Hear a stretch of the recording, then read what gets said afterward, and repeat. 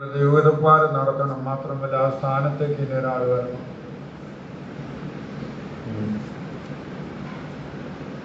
അതിന് ഏറ്റതായ ഒരാളിവിടെ വന്നേ ആ സ്ഥാനത്ത് ഞാൻ പോകാമെന്ന് പറയാൻ ധൈര്യമുള്ള ആരെങ്കിലും ഉണ്ടോ അവിടെ? എറണാകുളത്ത് സെൻട്രൽ ക്ലാസ് ഇങ്ങനെ ഒരിക്കലിങ്ങനെ പറഞ്ഞു, അവരാ ദേശത്ത് ആരോ ഇങ്ങനെ മരിച്ചു, വിലക്കാരൻ. അന്നവിടെ നിന്ന് ശുശ്രൂഷകൻ പറഞ്ഞ ഈ സ്ഥാനത്ത് പോകാൻ ആരുണ്ട് നിങ്ങൾ? ഇപ്പോൾ കൊച്ചു പരുതരെ പുള്ളി കൈ ഉയർത്തി. അത് ദൈവം നല്ലതാണ് പുള്ളി വേലയ്ക്ക് വിളിച്ചത് ഇങ്ങനെ പറഞ്ഞു. ആ കൊച്ചു പരുതരൊന്നും അറിഞ്ഞില്ലെങ്കിലും പുള്ളിയെ കൈ ഉയർത്തി. വേലക്കാരി ചുരുക്കം. കൊയ്ത്തിൻ്റെ യജമാനോട് വേലക്കാരെ ഇറക്കി തരാൻ പ്രാർത്ഥിക്കാൻ പറയുന്നുണ്ട്. എത്ര പേര് പ്രാർത്ഥിക്കുന്നുണ്ട്? ഉള്ളവർക്ക് ആരോഗ്യം വില കൊടുക്കാൻ വേണ്ടി പ്രാർത്ഥിക്കുന്നിടത്തുണ്ട്. എഫെസ്യ ലേഖനം അപ്പോസ്തലൻ പ്രത്യേകം പറയുന്നു, സകല വിശുദ്ധന്മാർക്കും. എത്ര പേർ ഈ കാര്യത്തിൽ പ്രാർത്ഥിക്കുന്നവരുണ്ട്? കുറ്റങ്ങൾ വേണമെങ്കിൽ ഒത്തിരി പറയാൻ കാണുന്നത്, കരവരും മനുഷ്യരും എന്തെങ്കിലുമൊക്കെ പോരായ്മ കാണും. എന്നാൽ അപ്പൻ്റെ കുറ്റം പറയരുത്, അതിന് ദോഷം അങ്ങനെ പറയരുത്. അങ്ങനെയല്ലേ എഫെസ്യ ലേഖനം വായിച്ച് എത്ര പേർക്ക്? എഫെസ്യ ലേഖനം 6-ാം അധ്യായം 18-ാം വാക്യം. ഏത് നേരത്ത് ആത്മാവിൽ പ്രാർത്ഥിച്ചും അതിനായി ജാഗരിച്ചും കൊണ്ട് സകല വിശുദ്ധന്മാർക്കും എനിക്ക് വേണ്ടി പ്രാർത്ഥനയിൽ പൂർണ്ണ സ്ഥിരത കാണിക്കും. അതിനെ പ്രാർത്ഥിച്ചേ ഒക്കെ നിങ്ങളെ നടത്താൻ ആളില്ല. നീ തമിഴ്നാട്ടിൽ നിന്നും ആന്ധ്രയിൽ നിന്നൊക്കെ ആൾക്കാർ കർണാടകയിൽ നിന്നൊക്കെ വരാൻ പോവുക. കേരളത്തിൽ ആരും ഇല്ല. അതിവിടെ തമിഴ് പാട്ടൊക്കെ പഠിക്കുന്നത്, തമിഴ് പഠിക്കുന്നതൊക്കെ ഉണ്ടാകും പാടുന്നത്. ഇനി തമിഴ്നാട്ടിൽ ജില്ലയിലേ വരുന്നത്. ഇപ്പം എറണാകുളം സെറ്റിൽ തന്നെ മുഖാഭാവവും തമിഴാണ്. അവർക്കും ബുദ്ധിമുട്ട്. അവർ മലയാളം തമിഴ് കൂടെ ചേർന്നാണ് പ്രസംഗിക്കുന്നത്. അവരൊക്കെ അതല്ല. അപ്പോൾ ആള് വേണം. എത്ര പേര് പ്രാർത്ഥിക്കുന്ന? അതുകൊണ്ട് ആ സ്ഥാനത്ത് യോഗ്യരായവരെ ദൈവം നിയമിച്ചാക്കിയും അടക്ക ശുശ്രൂഷകളെല്ലാം ദൈവപ്രകാരം നടത്തണമെന്ന് ഒരു നിമിഷം പ്രാർത്ഥിക്കാം. കർത്താവേ, അവൻ്റെ ദാസനെ എൻ്റെ സന്നിധിയിൽ എടുത്തു. അടക്ക ശുശ്രൂഷകളെല്ലാം ദൈവം ഭംഗിയായി നടത്തണം. ആ സ്ഥാനത്ത് ശ്രേഷ്ഠരായവരെ ദൈവം നിയമിച്ചാക്കണം. വേലയുടെ വിടവുകൾ, കുറവുകൾ ദൈവം നികത്തണം. സ്തോത്രം, സ്തോത്രം, സ്തോത്രം, സ്തോത്രം. അവിടുത്തെ കരങ്ങളിൽ ഏൽപ്പിക്കുന്നു യേശുവിൻ്റെ നാമത്തിൽ. ശരീരത്തിൽ കഷ്ടങ്ങൾ, ക്ലേശങ്ങൾ അനുഭവിക്കുന്ന വേലക്കാർ പലരുണ്ട്. ദൈവം അവരോടും കരുണ കാണിക്കണം. ദൈവത്തിൻ്റെ പ്രവൃത്തിക്ക് ബലപ്പെടുത്തണം. സൗഖ്യം, ആരോഗ്യം നൽകണം. നമ്മുടെ ഈ സെൻറ്ററിൽ തന്നെ നമ്മളുടെ ആശ്വാസം ശരീരത്തിൽ നല്ല ബലഹീനപ്പെട്ടിരിക്കുന്നു. ആ ശീലമതർ അവരും ബലഹീനപ്പെട്ടിരിക്കുന്നു. അതിന് പകരം ഒരാളെ ആക്കാൻ ഇല്ലാത്തതുകൊണ്ട് ചിലയിടത്ത് 2 പേരേക്ക് അവർ സഹായം നടത്തും. 2 സഹായം ഒരാൾ നടത്തും. 2 പേര്. വടക്കേന്ത്യയൊക്കെ 3 സഭയൊക്കെ ഒരാൾ നടത്തുന്നത് ആളില്ല. നിങ്ങളിൽ ആരും വരാൻ പോകുന്നുണ്ട്? ഇനിയുള്ള കാലം യേശുവിന് വേണ്ടി ജീവിക്കാൻ തീരുമാനിക്കുന്ന എത്ര പേരുണ്ട്? യേശുവിന് വേണ്ടി ജീവനെ കൊടുക്കാൻ. അതുകൊണ്ട് ശരീരത്തിൽ കഷ്ടം അനുഭവിക്കുന്ന വേലക്കാർ പലരും ബലഹീനപ്പെട്ടിരിക്കുന്നു. പല സെൻ്ററുകളിലുമുണ്ട്. ദൈവം അവരോടെല്ലാം കരുണ കാണിക്കണം. കഷ്ടങ്ങളെ അവരെ ബലപ്പെടുത്തണം. വേലക്കാർ കുറവുകൾ, വിടവുകൾ ദൈവം നികത്തണം. അതിന് അല്പസമയം സ്തോത്രം ചെയ്യാം. സ്തോത്രം, സ്തോത്രം, സ്തോത്രം, സ്തോത്രം, സ്തോത്രം, സ്തോത്രം, സ്തോത്രം, സ്തോത്രം, സ്തോത്രം, സ്തോത്രം, സ്തോത്രം, സ്തോത്രം, സ്തോത്രം, സ്തോത്രം, സ്തോത്രം. ചിലപ്പോൾ കുറവുകളോ പോരായ്മകളോ വരും. അവരെ കുറ്റം കേൾക്കാൻ പോയി, ആരെങ്കിലും പറഞ്ഞാലും കേൾക്കാൻ പോയി. പ്രത്യേകിച്ച് ഓർത്തോളണം. രക്തവാതകത്തെക്കുറിച്ച് കേൾക്കാതെ വണ്ണം ചെവി കുത്തുന്നവൻ എത്ര പേരുണ്ട്? ചിലർ ചെവിയൊക്കെ തുറന്നു കൊടുക്കുക. പറഞ്ഞോ ഇല്ല, എനിക്കിത് കേൾക്കണ്ട. ആരെയും കുറ്റം. ഞാനൊരു മറ്റ് ബന്ധുസഭയിൽ ഒരു ഇങ്ങനെ പോയിട്ട് നമ്മുടെ വിശ്വാസത്തിന് അടുത്താണ് ഞാൻ ഇവിടെ കയറി. അവർ വാർക്കരിക്കുന്നവരോട് ചെന്ന് കയറി. ഇതിപ്പോൾ ആ സിറ്റൗട്ടിലൊരു വാക്യം എഴുതി വെച്ചിട്ടുണ്ട്. ഞാൻ അവിടെ ഇതൊക്കെ ഇവരൊക്കെ കണ്ടിട്ടുമില്ല. അതിതാണ്: ദയവായി ഇപ്പോൾ ഇവിടെ സന്നിധരാവാത്ത ഒരു വ്യക്തിയുടെ കുറ്റം ഇവിടെ ഇരുന്ന് പറയരുത്. ആ സിറ്റ് ഔട്ടിൽ ഇങ്ങനെ എഴുതി വെച്ചിട്ടുണ്ട്. ഇവിടെ ഇപ്പോൾ സന്നിധരാവാത്ത ഒരു വ്യക്തിയുടെ കുറ്റം ഇവിടെ ഇരുന്ന് പറയരുത്, എൻ്റെ വീട്ടിൽ ഇരുന്ന് പറയരുത്. ഇങ്ങനെ നിങ്ങളാരും കണ്ടിട്ടുണ്ടെങ്കിൽ എത്ര പേരാണ് കൈ കത്തിക്ക്? അപ്പം പലരും കണ്ടിട്ടുണ്ട്. അവിടെ ഫ്രണ്ടിൽ ഇങ്ങനെ എഴുതി വെക്കുന്നത് നല്ലതാണ്, നമ്മുടെ ആൾക്കാരും വരുമ്പോൾ കാണുന്നത്. നല്ല കാര്യം എന്താ? അവിടെ ഇരുന്ന് കുറ്റങ്ങളും മറ്റൊക്കെ പറഞ്ഞാൽ ഒരു ദോഷം ആ ഭവനത്തിൽ അങ്ങനെ ഉണ്ടാവരുത് എന്ന് കരുതുന്നവരാണ്. അങ്ങനെയെങ്കിൽ മറ്റുള്ളൊരു വ്യക്തിയുടെ കുറ്റം എനിക്ക് കേൾക്കുന്നത്. അതാണ് യെശയ്യാ 33 പറയുന്നത്. അവർ നല്ലൊരു പ്രത്യാശയുള്ളവരെന്നാണ്. രക്തപാതകത്തെക്കുറിച്ച് കേൾക്കാതെ വണ്ണം ചെവി മറ്റുള്ളൊരു കുറ്റം എനിക്ക് കേൾക്കാം. മനസ്സാക്ഷിയെ കാക്കാൻ എത്ര പേര് അത് ആഗ്രഹിക്കുന്നത്? തീരുമാനിക്കും. പറയുകയും വേണ്ട, കേൾക്കുകയും വേണ്ട. നിങ്ങളുടെ സമാധാനത്തിന് ഭംഗം വരരുത്. ക്രിസ്തുവിൻ്റെ സമാധാനം ഹൃദയങ്ങളിൽ വാഴണം. അതിനായിട്ടാണ്. അതുകൊണ്ട് ഇതുവരെയും പറഞ്ഞും കേട്ടും പോയിട്ടില്ലെങ്കിൽ ഇന്നും അത് തീരുമാനിക്കുക, കർത്താവെ കേൾക്കണം. പ്രത്യേകിച്ച് സുവിശേഷക്കാരെ പറ്റി കേൾക്കാനും പോയി കേട്ട് കഴിഞ്ഞ് നിങ്ങൾ അഭിപ്രായം പറയുന്ന പോലെ അന്വേഷിക്കും. ഉള്ളതാണോ ഇല്ലയോ അന്വേഷിച്ചിട്ട്,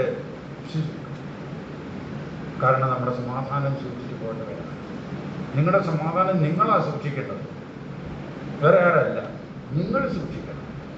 അതാ തന്നെ ദൈവത്തിൽ നിന്ന് ജനിച്ചവരെല്ലാം തന്നെത്താൻ സൂക്ഷിക്കുന്നു എന്ന് പറയുന്നത്. അതുകൊണ്ട് അങ്ങനെയുള്ള ആ പരിജ്ഞാനം എല്ലാവർക്കും നൽകണം. കഷ്ടങ്ങളിരിക്കുന്നവരെ നിങ്ങളുടെ പ്രാർത്ഥനയിൽ ഓർക്കണം. നാമം ശരീരത്തിൽ വസിക്കുന്നവരാണ് അപ്പോസ്തലന്മാർ. ശരീരത്തിൽ നാമം നാളെ നമുക്ക് ഇതുപോലെ കഷ്ടങ്ങൾ വരാം. അതുകൊണ്ട് കഷ്ടങ്ങളിരിക്കുന്നവരെ നിങ്ങൾ ഓർത്ത് പ്രാർത്ഥിച്ചാൽ, അവർക്ക് വേണ്ടി നിങ്ങൾ അല്പസമയം പ്രാർത്ഥിച്ചാൽ, നിങ്ങളുടെ കഷ്ടത്തിൽ സർവശക്തനെ സഹായിക്കുന്നത് നമുക്ക് 2:51 സങ്കീർത്തനം പറയുന്നത്. ഇത് സർവശക്തൻ തന്നെ കാണിക്കും. നിങ്ങൾ മറ്റുള്ളവരോട് കരുണയും കാണിക്കുന്നത്.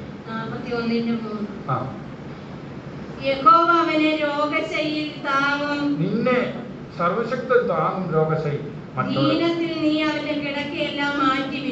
ഓക്കെ, അവനെ ശുശ്രൂഷിക്കാൻ ദൈവം വരുന്നു.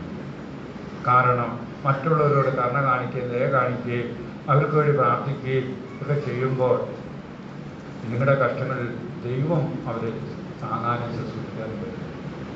ഇത് വെറുതെ എഴുതി വെച്ചല്ല, അനുഭവമാണ്. അത് നിങ്ങൾക്ക് അനുഭവിക്കണോ? നിങ്ങളുടെ കഷ്ടത്തിൽ അവൻ അടുത്ത് വന്നിരിക്കുന്ന അനുഭവം അനുഭവിച്ചറിയാം.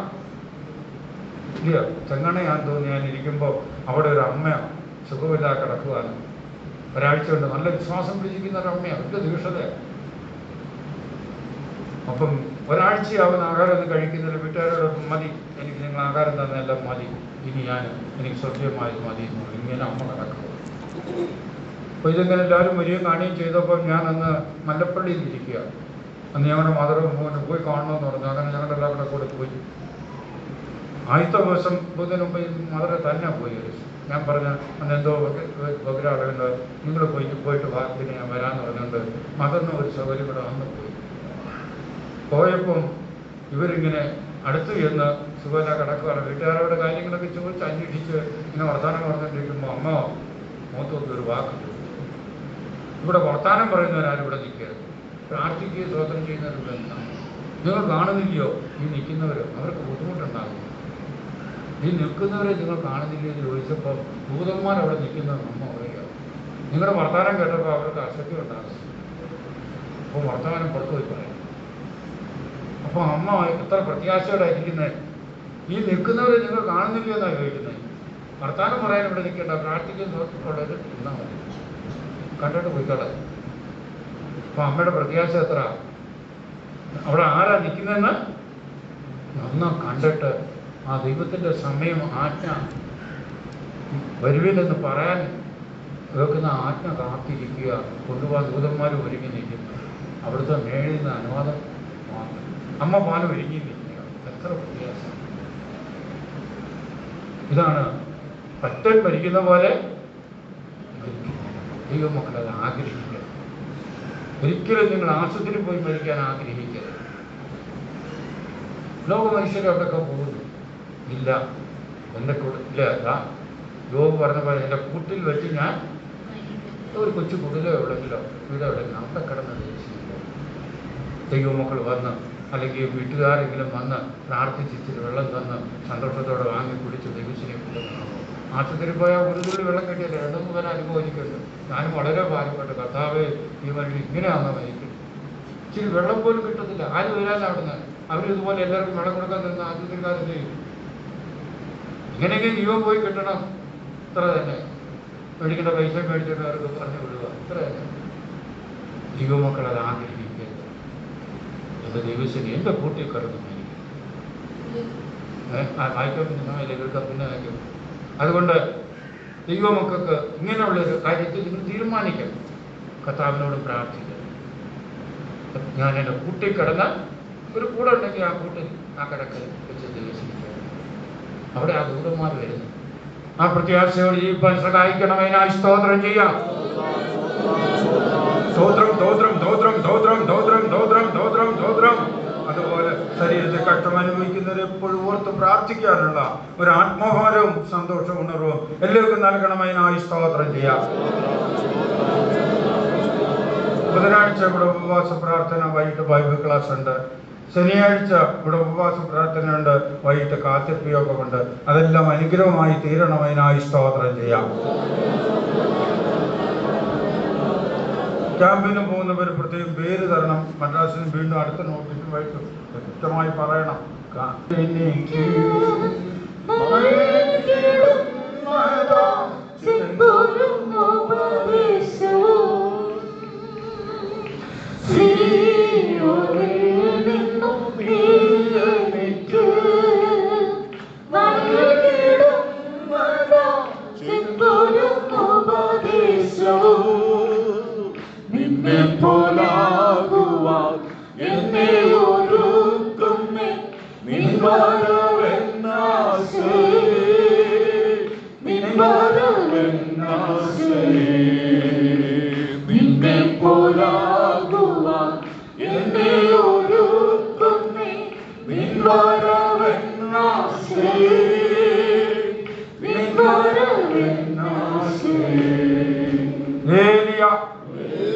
നമ്മുടെ ധ്യാനത്തിനായി യാക്കോബിന്റെ ലേഖനം 1-ാം അധ്യായം 18-ാം വാക്യമായി.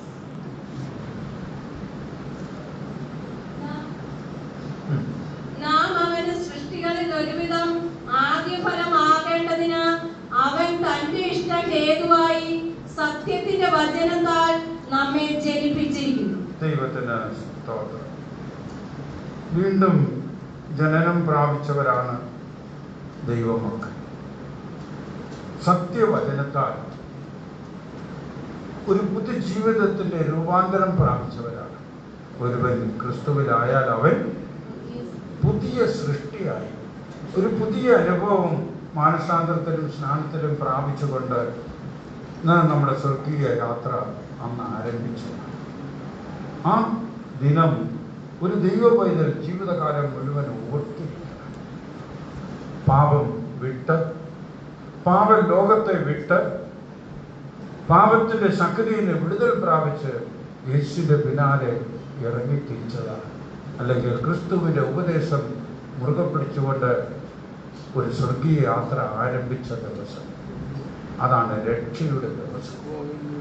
ഇത് നിന്റെ ആയുഷ്കാലം മുഴുവൻ ഓർക്കണമെന്ന് തിരുവചനത്തിൽ ഓർപ്പിക്കുന്നു. അത് എടുത്തു പറയുന്നത് ആവർത്തനം 16:3 പറയുന്നു. എന്നാൽ പുറപ്പാട് പുസ്തകങ്ങളിൽ 12-13 അധ്യായങ്ങളിൽ പറയുന്നുണ്ട്, ഇത് ഓർമ്മനാളായിരിക്കണം ഇസ്രായേൽ മക്കളോട്. മിസ്രയീമിന്റെ അടിമത്തത്തിൽ നിന്ന് പുറപ്പെട്ട ദിവസം, ഫറവോന്റെ അടിമത്തത്തിൽ നിന്നും മിസ്രയീമിൽ വിട്ടിറങ്ങിയ ദിവസം ഓർമ്മനാളായിരിക്കണം. അങ്ങനെയെങ്കിൽ സാത്താന്റെ ബന്ധനത്തിൽ നിന്നും പാപലോകത്തെ വിട്ടുകൊണ്ട് ഒരു സ്വർഗീയ ദേശത്തെ നോക്കിക്കൊണ്ട് യാത്ര തിരിച്ച ജീവിതം. അപ്പൊ നമ്മുടെ കർത്താവ് എന്തിനാണ് നമ്മെ വേർതിരിച്ചതെന്ന് ഓർപ്പിക്കുക. നാം ദിവസങ്ങളിൽ ഒരുവിധം ആദ്യ ഫലമായി തീരണം. ആദ്യ ഫലമെല്ലാം ഒരു പൂർണ്ണതയുള്ളതാണ്. നമ്മുടെ ക്രിസ്ത്യ ജീവിതം ഒരു പരിപൂർണത ഉണ്ട്. അത് ക്രിസ്തുവിൻ്റെ തികവ് പ്രാപിക്കുകയാണ്. ആ കർത്താവിൽ നമ്മുടെ ജീവിതം വളരണം. അതിന് ദൈവം നമ്മെ വേർതിരിച്ചിരിക്കുകയാണ്. പത്രോസ് അപ്പോസ്തലൻ പറയുന്നു, ക്രിസ്തുവിൽ നമ്മുടെ ജീവിതം വളരണം. കർത്താവായ യേശു ക്രിസ്തുവിലും അവൻ്റെ കൃപയുടെ വചനത്തിലും നാം വളർന്നു വരുന്നവരാകണം. നമ്മുടെ വളർച്ച അങ്ങനെയാണ്. ഇല്ലേ? പത്രോസ് ലേഖനം വായിച്ച് 2 പത്രോസ് 3-ാം അധ്യായത്തിന്റെ 18-ാം വാക്യം. കൃപയിലും നമ്മുടെ കർത്താവും രക്ഷിതാവുമായ യേശുക്രിസ്തുവിന്റെ പരിജ്ഞാനത്തിലും വളരുവിൻ. നമ്മുടെ ജീവിത വളർച്ച എങ്ങനെയെങ്കിലും വളർന്നാൻ പോവല്ല. ദൈവത്തിന് നമ്മെ കുറിച്ച് വലിയ പ്രതീക്ഷയുണ്ട്. നിങ്ങളെ ഓരോരുത്തരെയും കുറിച്ചും പ്രതീക്ഷയുണ്ട്. നമ്മൾ ദൈവത്തിന്റെ ആത്മാവ് ഓർപ്പിച്ച പോലെ ക്രിസ്തുവിന്റെ ആ വളർച്ച പൂർണ്ണത നമ്മുടെ പ്രാപിപ്പാൻ നമ്മെ വിവിധ പാതയിൽ കൂടി കൊണ്ട് നടത്തുകയാണ്. അനുസരണത്തിനൊരു തികവുണ്ട്, വിശ്വാസത്തിനൊരു തികവുണ്ട്, വിശുദ്ധിക്കൊരു തികവുണ്ട്. അത് പ്രാപിക്കണമെങ്കിൽ അതാത് പാതയെ നമ്മെ കൊണ്ടുപോകും. എല്ലാം നന്മയ്ക്ക് നേടുന്നവർക്ക് അത് നന്മയായിരിക്കും. പ്രതികൂലമായ ജീവിതപാത പ്രശ്നങ്ങൾ വരുമ്പോൾ കലങ്ങിപ്പോകാതെ കർത്താവിന്റെ മുഖത്തേക്ക് നോക്കുമ്പോൾ, എൻ്റെ നന്മയ്ക്ക് വേണ്ടി എന്ന് നാം വിശ്വസിച്ച് ഏറ്റുകൊള്ളുമ്പോൾ ദൈവം അത് നന്മയാക്കി തരികയാണ്. കാരണം നമ്മുടെ വിശ്വാസമാണ്. എല്ലാം എൻ്റെ കർത്താവ് നന്മയ്ക്കായിട്ട് ചെയ്യും എന്ന് നിങ്ങൾ എണ്ണുമ്പോൾ അത് നന്മയാകുകയാണ്. നീ എൻ്റെ വിലാപത്തെ എനിക്ക് നൃത്തമാക്കി തന്നെന്ന് പറയുമ്പോൾ വിലപിക്കേണ്ട ഒരു സാഹചര്യം വന്നു. എൻ്റെ നന്മയ്ക്ക് നിന്ന് ഏറ്റുകൊണ്ടപ്പോൾ അവിടെ ദൈവം അത്ഭുതങ്ങൾ പ്രവർത്തിക്കാൻ തുടങ്ങി. അവിടെ സന്തോഷിച്ച് നൃത്തമാടുന്ന അനുഭവമാണ്. ഇതാണ് നമ്മുടെ വിശ്വാസം. അങ്ങനെ വിശ്വാസത്തില് നാം ശക്തിപ്പെട്ട് ഒരു പൂർണ്ണത പ്രാപിക്കേണ്ടി. നമ്മുടെ യേശുവിന് വിശ്വാസ നായകൻ എന്നും കൂടി പേരുണ്ട്. ആ കർത്താവിനെ നോക്കിക്കൊണ്ട് വിശ്വാസത്തിൽ നാം സമ്പന്നരാകണം, വിശ്വാസത്തിൽ നാം ശക്തരാകണം, വിശ്വാസത്തിൽ നാം ആരോഗ്യമുള്ളവരാകണം എന്നൊക്കെ വേദപുസ്തകം പറയും. അങ്ങനെയെങ്കിൽ ഞാനൊരു വിശ്വാസി എന്ന് പറഞ്ഞാൽ മാത്രം പോരാ, അതിൻ്റെ ഫലം വെളിപ്പെട്ട് ആ ഫലം കണ്ടാണ് കർത്താവ് സന്തോഷം. യേശു അങ്ങനെയല്ലേ യോഹന്നാൻ സുവിശേഷം 5-ാം അധ്യായത്തിൽ ഇങ്ങനെ പറഞ്ഞല്ലോ, നിങ്ങൾ വളരെ ഫലം കായ്ക്കുന്നതിനാൽ എൻ്റെ പിതാവ് മഹത്വപ്പെടുന്നു. വായിച്ചേ. നിങ്ങൾ വളരെ ഫലം കായ്ക്കുന്നതിനാൽ എന്റെ പിതാവ് മഹത്വപ്പെടുന്നു. വളരെ ഫലം. അങ്ങൊന്നും ഒരേ ഫലം കഴിക്കണം. മുറ്റത്തൊരു മാവ് നിന്ന 1-2 മാങ്ങ അവിടെ ഇവിടെയൊക്കെ കായ്ച്ചിരുന്ന നിങ്ങൾക്ക് വലിയ സന്തോഷമാണ്. എന്നാൽ നിറച്ച പിടിച്ച് കാണുമ്പോൾ നിങ്ങൾക്ക് എന്ത് സന്തോഷമാണ്, ഇല്ലയോ? നിങ്ങൾക്ക് സന്തോഷമുണ്ടോ? ഇതുപോലെയാണ് ആത്മീയ അനുഭവങ്ങളിൽ കൂടി നമ്മുടെ ഫലം വെളിപ്പെട്ട് നിൽക്കുമ്പോൾ അത് മറ്റുള്ളവരാൾ ഒരു സാക്ഷ്യമാകുന്നു. ആ ദൈവകൃപയുള്ള ഒരു സഹോദരനാണ്, സഹോദരിയാണ് എന്ന് നിങ്ങളെക്കുറിച്ച് നല്ല സാക്ഷ്യം മറ്റുള്ളവർ പറയുമ്പോൾ ദൈവത്തിന് അഭിമാനമാണ്. കർത്താവ് പറയുന്നത് എൻ്റെ മകളാണ്, എൻ്റെ മകനാണ്. ദൈവം അബ്രഹാമിനെ, ഇസാക്കിനെ, യാക്കോബിനെ അങ്ങനെയില്ലയോ? ഞാൻ അബ്രഹാമിന്റെ ദൈവമാണ്, ഞാൻ ഇസാക്കിന്റെ ദൈവമാണ്, ഞാൻ യാക്കോബിന്റെ ദൈവമാണെന്ന് ദൈവത്തെ അഭിമാനത്തോട് പറയുന്നു. നമ്മെക്കുറിച്ചും ആ ഫലം കണ്ട് പറയുക. അതുകൊണ്ട് കേൾക്കുന്ന വചനം ഹൃദയത്തിൽ ഏറ്റുകൊണ്ട് അത് നമ്മുടെ ജീവിതത്തെ അനുഭവമാക്കിക്കൊണ്ടുവരണം. അതുകൊണ്ട് ഇവിടെ പറയുന്നേ, ആ കൃപയിൽ വളരുന്നൊരു ജീവിതം. കർത്താവായ യേശുക്രിസ്തുവിനെ കുറിച്ചുള്ള പരിജ്ഞാനത്തിലും വളരണം. കർത്താവിനെ കുറിച്ച് ശരിയായ ഒരു അറിവ്. എൻ്റെ യേശു ആരാണ്? ഞാൻ പിൻപറ്റുന്ന എൻ്റെ കർത്താവ് അങ്ങനാണ്. അവനെ പിൻപറ്റിയാൽ എനിക്ക് എന്താ ലഭിക്കാൻ പോകുന്നതെന്ന് നല്ല നിശ്ചയബോധത്തോടെ ജീവിക്കുന്ന ഒരു ദൈവപൈതൽ അന്യതമായ മഹത്വം അല്ലെങ്കിൽ ക്രിസ്തുവിൻ്റെ സൗരഭ്യം എന്നാണ് അപ്പോസ്തലൻ പറയുന്നത്. രക്ഷിക്കപ്പെടുന്നവരുടെ ഇടയിലും നശിച്ചു പോകുന്നവരുടെ ഇടയിലും ഞങ്ങൾ ക്രിസ്തുവിൻ്റെ സൗരഭ്യം വെളിപ്പെടുത്തുന്നവരായി തീരണം. അതാണ് കർത്താവിനെ സ്നേഹിക്കുന്നത്. അല്ലാത്തവരൊക്കെ സ്വന്തം സൗരഭ്യം വെളിപ്പെടുത്താൻ ഇവിടെയുള്ളവർ ഞാൻ അങ്ങനെയായിരുന്നു, ഇങ്ങനെയൊക്കെ പറഞ്ഞ് ഇങ്ങനെ ഞെളിഞ്ഞു ഇല്ല. യേശുവിനെ വെളിപ്പെടുത്തുന്നവർക്ക് ആ കാൽവരി സ്നേഹമാണ് അവർ പ്രശംസയെ കുറിച്ച്. ആ ക്രൂശിലോട്ട് നോക്കുമ്പോൾ പാട്ടുകാരൻ പറഞ്ഞ പോലെ, കർത്താവേ, എനിക്ക് ഈ രക്ഷ പ്രാപിക്കാൻ ഞാൻ ദൈവസന്നിധിയിൽ പോയാൽ നീ എനിക്ക് വേണ്ടി നീ സഹിച്ച പാടുകൾ കഷ്ടങ്ങൾ ഓർക്കുമ്പോൾ, ആ കാൽവരി സ്നേഹം ഓർത്ത് ധ്യാനിക്കുമ്പോൾ അവരുടെ പാട്ടങ്ങനെയിൽ വരുന്ന കണ്ണ് നിറഞ്ഞു പോകുമെന്ന്. കാൽവരിയിൽ കാണുന്നേ ഞാൻ യേശുവേ നിസ്തുല സ്നേഹം, കാൽവരിയിൽ കാണുന്നേ ഞാൻ യേശുവേ നിസ്തുല സ്നേഹം, എനിക്കായി നാഥാ തകർന്നു പോയി, എന്നെയും നിനക്ക് സ്വന്തമാക്കാം. എനിക്കായി നാഥാ തകർന്നു പോയി, എന്നെയും നിനക്ക് സ്വന്തമാക്കാം. ആ കാൽവരിയിലേക്ക് നോക്കുമ്പോഴാണ് ദൈവം നമ്മെ സ്നേഹിച്ച് സ്നേഹത്തിൻ്റെ ആഴം മനസ്സിലാക്കുക. ആ കർത്താവിനോട് എത്രത്തോളമുണ്ട് നമ്മുടെ സ്നേഹം, ആ കർത്താവിനൊരു ബഹുമാനം കൊടുത്ത് നമ്മുടെ ജീവിതത്തിൽ എത്രത്തോളം നാം കൊടുത്ത് ജീവിക്കുന്നെന്ന് സ്വയം നമുക്ക് മനസ്സിലാക്കാൻ കഴിയുമ്പോൾ നമ്മുടെ സ്വയത്വത്തെ അവിടെയാണ് നയിപ്പിക്കുന്നത്. ആ കർത്താവിനെ നോക്കുമ്പോൾ ദൈവത്തിൻ്റെ ആത്മാവ് ഓർപ്പിച്ച പോലെ അനുസരണത്തിൽ തികവായി പ്രാപിക്കാൻ കഷ്ടത്തിൽ കൂടി പിതാവ് പുത്രനെ നടന്നു.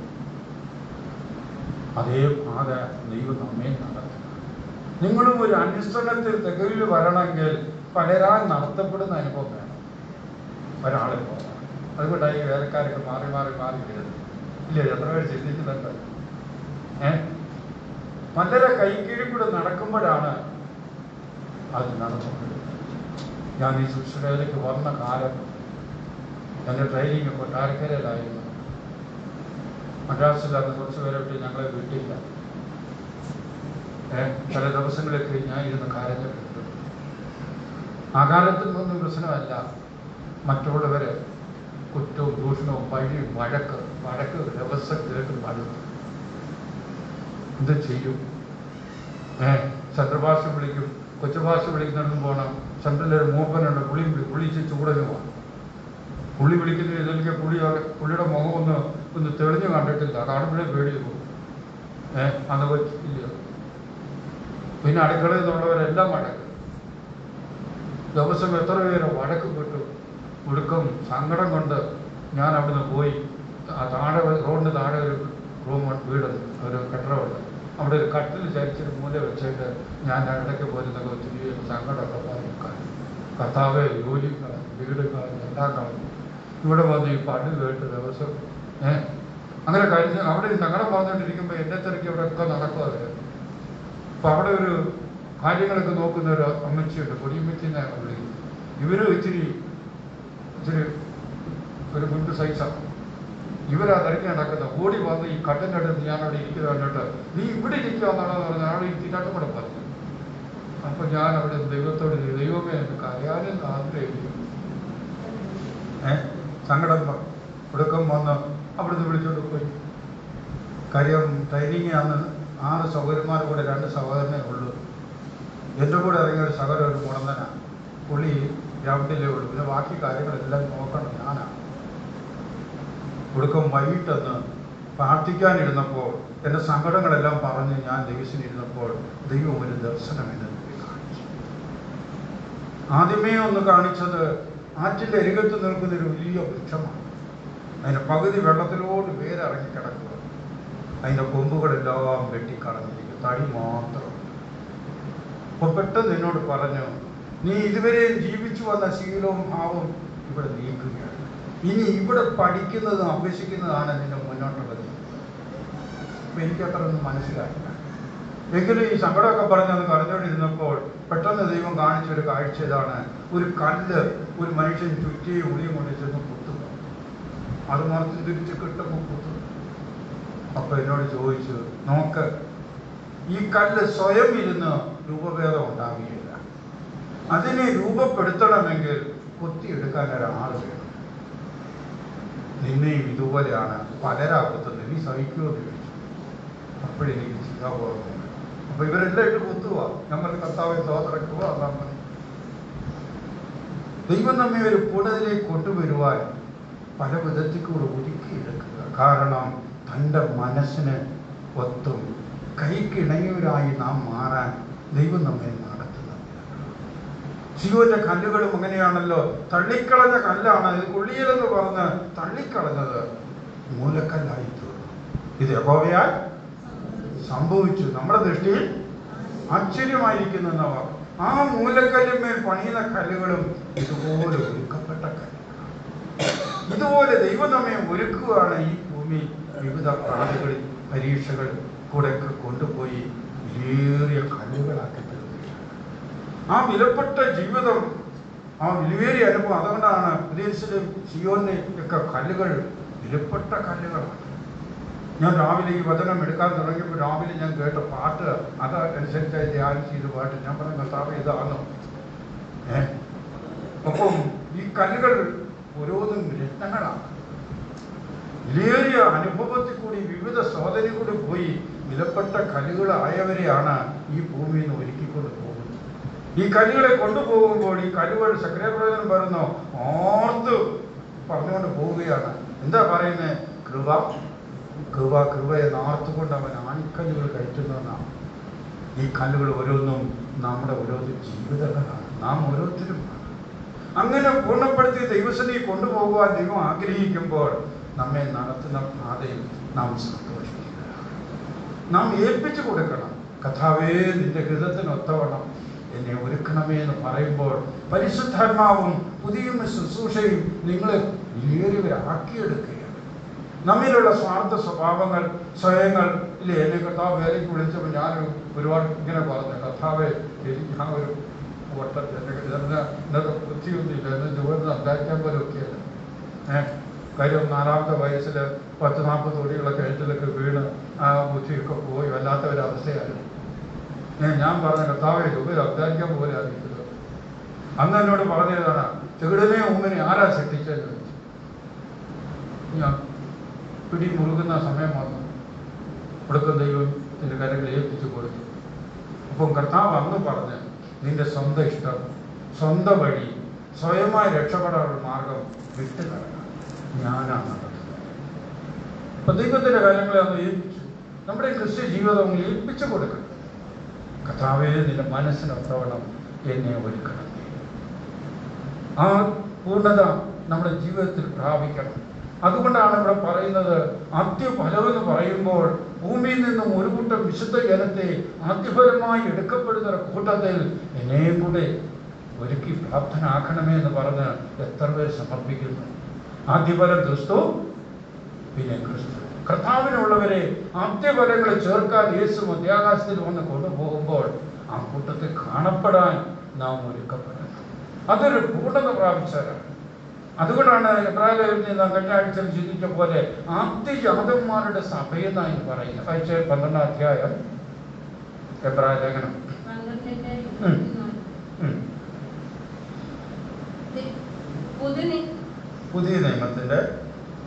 പുതിയ നിയമത്തിന്റെ മധ്യസ്ഥനായി സ്വർഗത്തിൽ പേരെഴുതിയിരിക്കുന്ന ആദിജാതന്മാരുടെ സഭയ്ക്കും, സ്വർഗത്തിൽ പേരെഴുതിയിരിക്കുന്ന ആദിജാതന്മാരുടെ സഭ, ആ സഭയിൽ ഒരു അംഗമാവാൻ കർത്താവേ എനിക്കും ഭാഗ്യം ലഭിച്ചല്ല.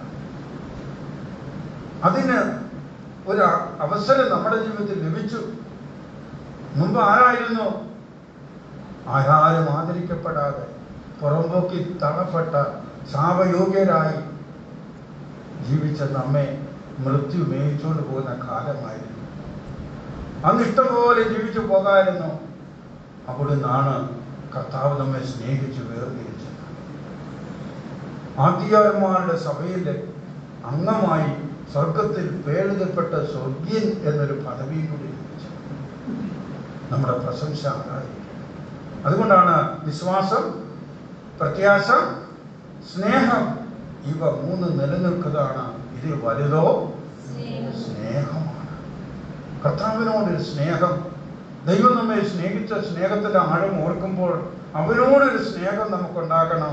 ആ സ്നേഹം തമ്മിലൊരു സ്നേഹബന്ധങ്ങളുണ്ട്. വായിച്ചേ കിട്ടിയത് 1 കൊരിന്ത്യർ 13:13. ആകയാൽ വിശ്വാസം, പ്രത്യാശ, സ്നേഹം ഈ മൂന്നും നിലനിൽക്കുന്നു. ഇവയിൽ വലുതോ സ്നേഹം തന്നെ. ഇവയിൽ വലുത് സ്നേഹമാണ്. എന്നാൽ അപ്പോസ്തലൻ കൊരിന്ത്യരിൽ പറയുന്നു, ശരീരം ചൂടാൻ ഏൽപ്പിക്കാനും പ്രവചന വരങ്ങളുണ്ട്, കൃപാവരങ്ങളുണ്ട്, രോഗശാന്തി വരമുണ്ട്, കൃപ എല്ലാം ഉണ്ട്. എങ്കിലും തമ്മിൽ സ്നേഹമല്ലെങ്കിൽ വെറുതെയാണ്. ചെലുങ്ങുന്ന എന്താണ് ചെമ്പുകലത്തിൽ കിട്ടുന്ന കൊട്ടി നല്ല മുഴക്കമാണ്. ഇങ്ങനെയൊക്കെ മുഴങ്ങുന്നതിനേ ഉള്ളൂ. സ്നേഹമില്ലെങ്കിൽ ഇതൊന്നും അർത്ഥമില്ല. എന്നാൽ ഇതിനേക്കാൾ വലുത് സ്നേഹമാണ്. സ്നേഹത്തിന് ഒരു വലിയ പ്രത്യേകതയുണ്ട്. നമ്മുടെ ആത്മീയ ഫലങ്ങൾ നോക്കുമ്പോൾ പല ഫലങ്ങളിൽ ഒന്നാണ് സ്നേഹത്തിൻ്റെ ഫലം.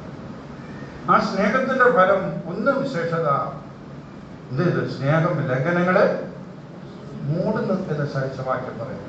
പത്രോസ് പറയുന്നു, സ്നേഹം പാപങ്ങളെ ബഹുത്വത്തെ മറയ്ക്കുന്നു. ഹൃദയപൂർവ്വം മറ്റുള്ളവരെ സ്നേഹിക്കുന്നവർക്ക് അവരെ കുറ്റം കുറവൊന്നും പറയാൻ നിൽക്കുന്നില്ല.